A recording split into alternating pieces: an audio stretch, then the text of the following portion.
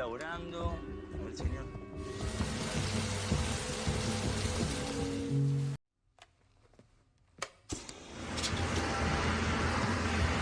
Makanya sekarang Bang Bejo bakal membawakan sebuah film yang berjudul To Steal From a Thief, tentang para perampok yang sedang melakukan aksi di sebuah bank. Usut punya usut, perampokan ini cuma pura-pura karena niat sebenarnya adalah mencuri data rahasia yang berisi daftar koruptor di pemerintahan Spanyol. Anjay.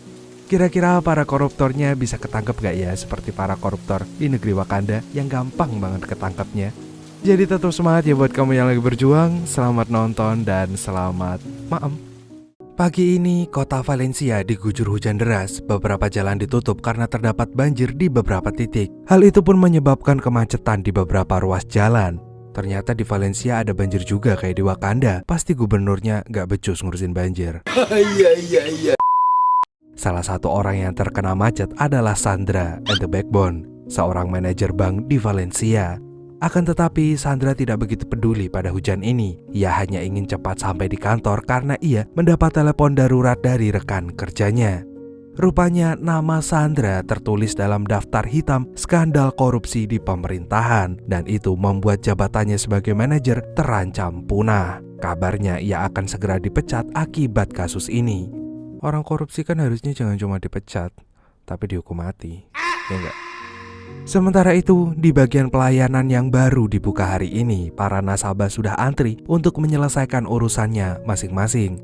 Dan ketika bank ini sibuk dengan para nasabahnya, tahu-tahu gerombolan perampok memasuki gedung sambil meminta semua orang untuk menuruti perintahnya. Para perampok ini pun langsung meminta semua orang yang ada di bank tersebut untuk menghentikan seluruh aktivitasnya dan berkumpul di tengah. Ternyata perampokan yang dipimpin oleh pria bernama Uruguay ini berniat menyandra semua orang yang ada di dalam gedung itu. Para perampok ini pun meminta semua orang bekerja sama supaya urusannya segera selesai. Namun jika salah satu di antara mereka ada yang melanggar perintahnya, maka para perampok itu tidak akan ragu untuk meledakkan bom yang ada di rompinya tersebut. Akan tetapi salah satu karyawan bank diam-diam menekan tombol darurat yang langsung terhubung dengan kantor polisi. Namun tindakan itu pun segera diketahui oleh Uruguay, dan ia pun menepati kalimatnya untuk membuat penyanderaan ini berjalan lama.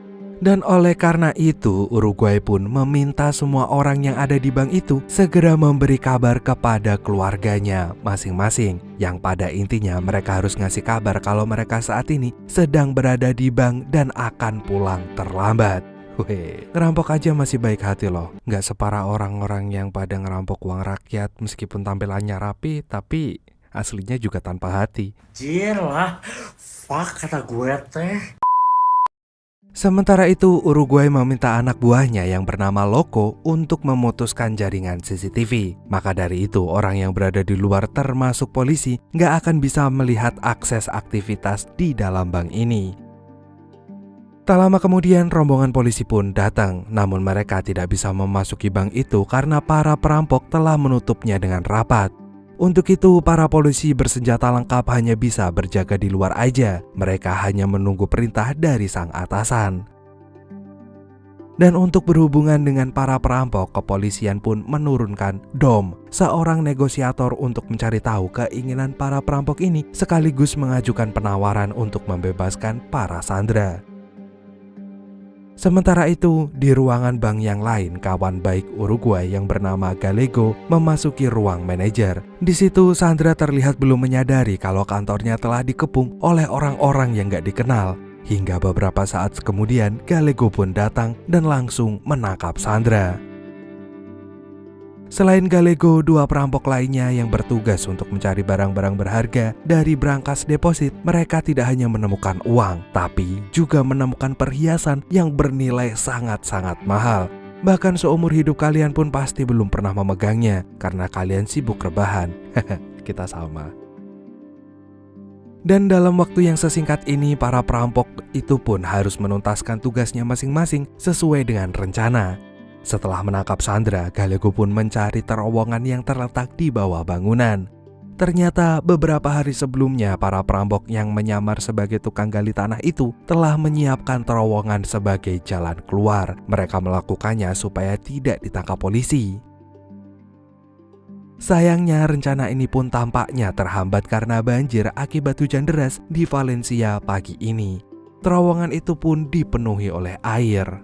Gallego pun berusaha memeriksanya tapi arusnya terlalu deras dan Gallego tidak yakin bisa melewatinya. Maka Gallego pun segera melaporkannya kepada Uruguay. Namun bukannya percaya dengan Gallego, Uruguay justru memaksa Gallego untuk tetap pada rencananya. Dengan kata lain, ia nggak mau tahu. Intinya mereka semua harus melintasi terowongan itu supaya bisa keluar. Diam-diam Gallego merasa sakit hati pada Uruguay. Dan pada saat inilah Sandra yang dari tadi cuma diem menyaksikan para perampok ini mencari jalan keluar, tiba-tiba ngajakin Gallego ngobrol. Ternyata Sandra ini punya penawaran lain. Awalnya Gallego nggak ingin berbicara dengan Sandra, tapi Sandra bisa meyakinkannya dan berkata kalau ada barang berharga milik pemerintah yang berada di salah satu kotak deposito bank tersebut. Benda ini kemungkinan bernilai sangat tinggi karena dulu diantar dengan penjagaan dan pengawasan yang sangat-sangat ketat, seketat legging macan tutul milik istri tetangga. Gallego pun akhirnya mempercayai Sandra dan memberi sekantong berlian kepada Sandra sebagai tanda bahwa mereka telah bekerja sama. Selain karena perjanjian itu, Sandra pun mempengaruhi Gallego kalau mereka harus keluar dari tempat itu dengan mengambil keuntungan yang sangat banyak. Jangan sampai Gallego dibuang dari kelompoknya dan tidak mendapatkan apapun. Dan kotak yang dimaksud itu adalah kotak nomor 314. Sementara itu di tempat lain, berita perampokan ini telah menyebar ke seluruh media. Seorang wanita, istri polisi yang bernama Soriano pun melihat berita itu dan cukup terkejut. Ia tahu kalau ada barang berharga milik suaminya yang disimpan di bank tersebut. Maka ia pun segera menghubungi rekan suaminya untuk mengamankan barang tersebut. Meskipun wanita ini nggak tahu isinya apa, tapi ia tahu kalau barang itu sangat-sangat berharga. Dan ia pun khawatir kalau perampokan ini akan membuat barang itu menjadi tidak aman. Maka orang-orang di pemerintahan pun ikut panik. Mereka segera melakukan rapat penting untuk menyelamatkan benda berharga itu yang ternyata merupakan sebuah harddisk. Harddisk ini kabarnya berisi daftar korupsi para pejabat di pemerintahan. Jika daftar tersebut terungkap, maka pemerintahan pun akan oleng dan kepercayaan publik pun langsung turun. Oleh karena itu, pria pemimpin rapat ini yang bernama Melizzo ternyata telah menghubungi salah satu perampok itu dan memintanya untuk mengambil harddisk ini.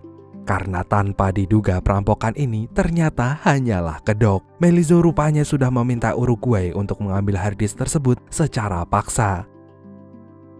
Akan tetapi karena urusan ini semakin melebar dan para polisi jadi ikut campur juga, maka Melizzo pun mau gak mau harus turun tangan menghadapi hal ini.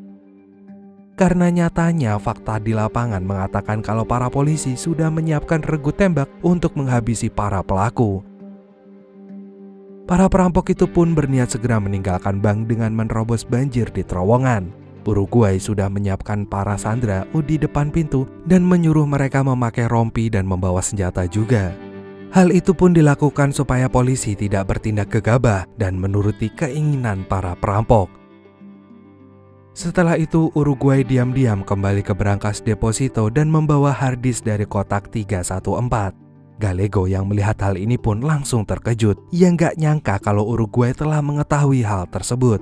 Begitu juga dengan Uruguay yang tidak tahu kalau Gallego juga udah tahu tentang kotak 314.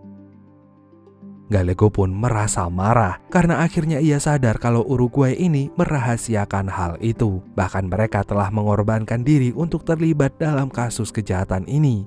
Dan tidak ada bedanya dengan Uruguay, ia juga marah kepada Gallego dan bertanya dari mana Gallego mengetahui hal ini. Dan Gallego pun menjawab jujur kalau kotak rahasia itu adalah kotak yang dibocorkan oleh Sandra, sang manajer bank.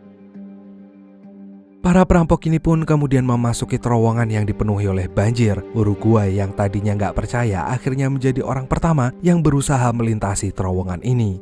Namun sama seperti Gallego sebelumnya, Uruguay nggak bisa menembus airnya karena arusnya sederas arus mudik. Gara-gara itu, Uruguay pun sadar kalau upaya mereka akanlah sia-sia. Maka Uruguay pun memutuskan untuk kembali ke gedung dan menjalankan rencana lain. Sementara itu, di lain tempat, Dom berusaha menghubungi perampok itu sebelum para penembak menjalankan misinya. Sayangnya karena saat ini Uruguay dan kawan-kawan masih berada di terowongan, upaya Dom itu hampirlah gagal. Tapi untungnya setelah beberapa saat menunggu, Uruguay akhirnya menjawab teleponnya. Dan ia pun mengulur waktu dengan minta dikirimkan makanan mumpung ada promo gratis ongkir. Jadi para eksekutor pun langsung membatalkan misinya. Sementara itu pihak kepolisian pun juga kebingungan, terutama Dom. Orang-orang dari pemerintahan tahu-tahu mengintervensi penyanderaan ini dan meminta para polisi untuk segera mundur. Melizzo kemudian mengambil alih kendali dan menggantikan tugas Dom untuk bernegosiasi dengan para perampok. Dan di saat waktu peralihan inilah para polisi menuruti keinginan para perampok dengan mengirimkan makanan. Kemudian para perampok pun membagikan makanan itu untuk para sandera seperti hari Jumat berkah. Uruguay lantas membuat rencana cadangan di mana ia ingin melibatkan harddisk rahasia itu. Akan tetapi tidak hanya Gallego yang sebelumnya tidak tahu, anak buah Uruguay yang lain pun juga tidak diberitahu. Mereka semua lantas menyalahkan Uruguay sama persis seperti Gallego yang merasa hanya dimanfaatkan aja untuk kepentingan pribadi Uruguay. Hal itu pun membuat Uruguay merasa terdesak dan akhirnya mendatangi Sandra yang dari tadi bersembunyi di toilet. Sandra pun sesungguhnya ingin menyembunyikan berlian yang ia dapatkan dari Gallego. Namun karena Uruguay memaksanya keluar, akhirnya Sandra pun terpaksa menelannya seperti menelan permen yosan dan pura-pura gak tahu. Uruguay kemudian menuding Sandra telah bekerja sama dengan Gallego karena punya kepentingan lain. Pertengkaran ini pun hampir gak bisa diakhiri sampai anak buah Uruguay yang bernama Valera berusaha melerai mereka semua. Hal ini pun kemudian membuat Uruguay merasa kesal, kemudian menyadari kalau Sandra dan Gallego memang telah bekerja sama dengan cara menukar berlian dengan informasi rahasia itu. Sementara itu, Loco yang sejak tadi bertanggung jawab soal teknis diam-diam ingin membuka file di dalam harddisk. Namun saat Loco berniat membukanya, file itu tahu-tahu terhapus dan semua datanya hilang begitu aja. Loco kemudian merasa panik dan keringat dingin seperti orang kebelet, tapi ia nggak ingin membuat Uruguay semakin marah. Karena ternyata komputer tempat Loco ingin membuka file telah diretas oleh orang-orang pemerintahan, dan mereka langsung menghapus file tersebut dari jarak jauh. Setelah itu di kantor polisi, Melizzo sudah 100% memegang kendali. Dia kemudian bernegosiasi dengan Uruguay dan memintanya untuk memikirkan ulang perjanjian di antara mereka. Keduanya pun bertemu di depan gedung. Melizzo seketika itu langsung mengecap bahwa Uruguay telah gagal menuntaskan misi. Untuk itu, supaya Uruguay bisa bebas dengan aman, Melizzo pun minta Uruguay untuk menuruti seluruh skenario yang diinginkan oleh Melizzo. Sesaat kemudian negosiasi pun selesai. Uruguay langsung marah karena ia merasa dikhianati. Oleh karena itu, Uruguay pun ingin bekerja dengan caranya sendiri. Rencana yang dimaksud oleh Melizzo adalah membebaskan para sandera melalui gedung sebelah. Melizzo akan mengirimkan para polisi untuk menyelamatkan para sandera itu dari sana. Akan tetapi di tengah persiapan itu, Loco akhirnya memberitahu Uruguay bahwa semua file yang ada di harddisk itu telah dihapus. Hal ini pun membuat Uruguay semakin marah. Itu berarti mereka tidak punya senjata apapun untuk menakut-nakuti Melizzo. Oleh karena itu, Uruguay dan kawan-kawannya pun membawa para sandera ke gedung sebelah. Dan saat mereka tiba di sana, Valera langsung menembak petugas. Dan setelah semua petugas yang berjaga telah habis, para perampok ini pun kemudian memakai seragamnya dan pura-pura jadi polisi yang menyelamatkan para sandera. Anjir, di Spanyol ternyata ada juga polisi gadungan. Setelah itu, mereka pun membawa Sandra, si manajer bank, untuk diserahkan kepada polisi yang berjaga di luar. Sayangnya kebodohan dan kepanikan Loco membuat penyamaran para perampok ini jadi terbongkar. Dan akhirnya terjadilah adu tembak yang sangat menegangkan. Loco, vení para atrás.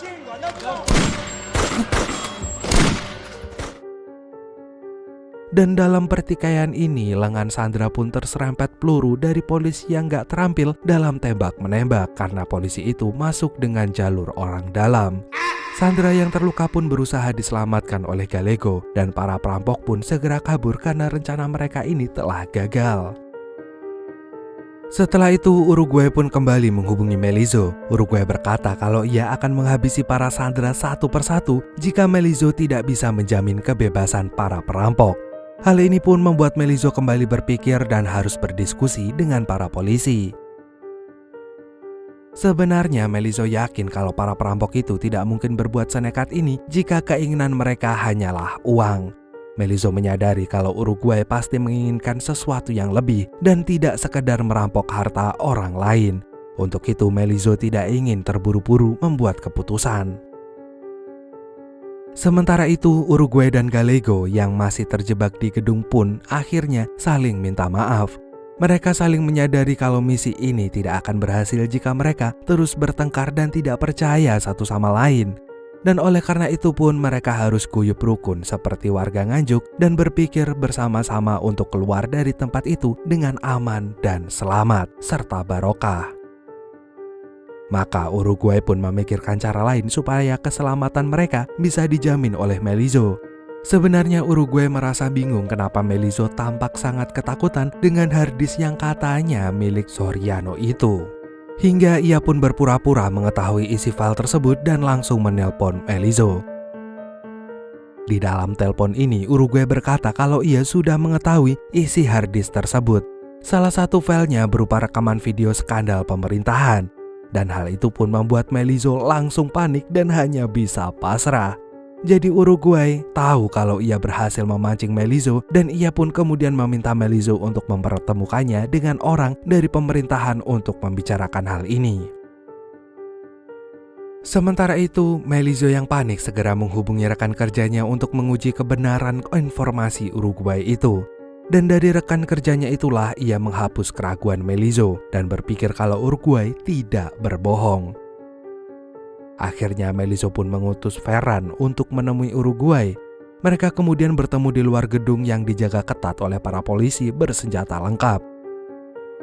Uruguay kemudian mengajak Gallego dan tanpa basa-basi Uruguay segera meminta jaminan kebebasan karena ia ingin pergi ke luar negeri. Ferran pun bersedia menyiapkan hal itu, bahkan ia bisa menyediakan kawalan ketat dan menutup beberapa ruas jalan supaya Uruguay dan teman-temannya bisa ke bandara dalam waktu cepat.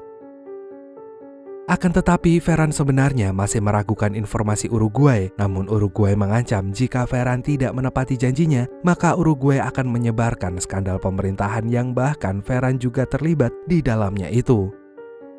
Ferran pun auto ketar-ketir. Ia langsung menghubungi rekan kerjanya yang bernama Christina untuk memastikan informasi itu. Maka di lain tempat Christina pun pergi ke rumah sakit dan menemui Sandra yang telah mendapatkan perawatan. Christina menanyakan tentang para perampok itu kepada Sandra dan Sandra yakin kalau pemimpinnya yang bernama Uruguay telah mengetahui semua isi rahasia harddisk tersebut. Namun sayangnya Sandra sendiri gak tahu apa isi rahasia itu. Ferran kemudian menuding kalau Uruguay telah berbohong dan hal ini membuat Uruguay tahu kalau Ferran semakin panik. Karena sebenarnya Ferran ini memang sangat-sangat panik. Ia menuntut Melizzo untuk ikut membantu menyelesaikan urusan ini. Sebelumnya Ferran hanya melaksanakan perintah dan seharusnya posisinya itu tetap aman karena ia tidak melanggar perintah itu. Ia melakukan tugasnya sesuai skenario yang telah ditetapkan. Akan tetapi Melizzo sendiri mengaku kalau ia tidak tahu tentang video yang dimaksud Uruguay untuk mengancam mereka. Yang jelas Melizzo akan menurunkan strategi lain untuk membungkam si Uruguay. Sementara itu Dom yang dari tadi hanya mengawasi Melizzo dari jauh lama-lama merasa curiga. Ia pun mengumpulkan informasi tentang Melizzo dan juga Ferran hingga menemukan fakta kalau kedua orang itu memang berkomplotan dalam kejahatan. dan tampaknya punya kerja sama lain di luar pekerjaan mereka sebagai staf pemerintahan. Sementara itu, di sisi lain Ferran ditarik kembali ke Madrid karena Melizzo sudah membuat keputusan lain. Setelah seluruh negosiasi yang dilakukan, pemerintah akan membiarkan para perampok pergi ke luar negeri, sedangkan para perampok akan membebaskan para sandera.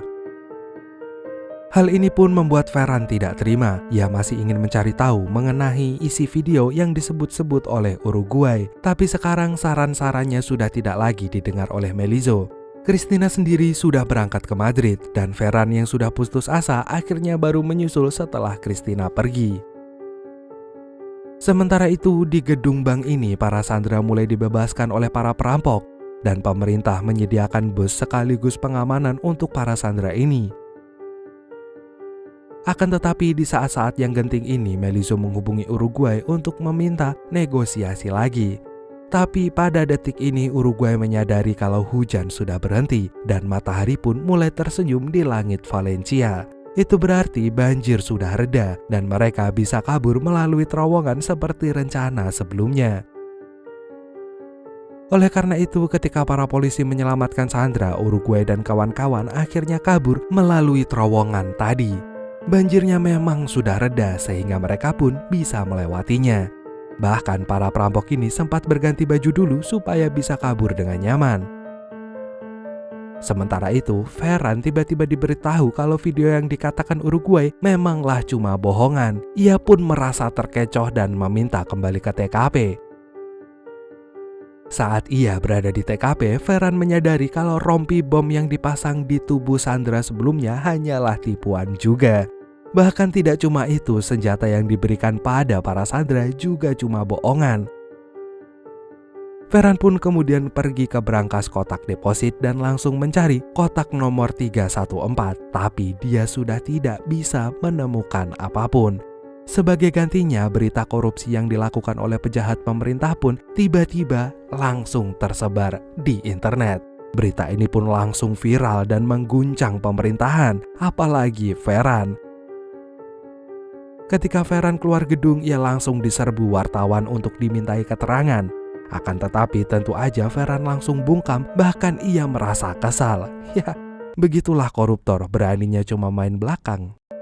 Para polisi pun segera mencari para perampok yang kabur melalui terowongan, tapi mereka tidak menemukan siapapun, kecuali baju merek Erigo milik perampok yang ditinggal di sana. Sementara itu, para perampok ini sudah berada di kereta dan mereka berhasil kabur membawa semua uang dan berhasil menimbulkan kepanikan di jajaran para pejabat pemerintah yang terlibat skandal korupsi.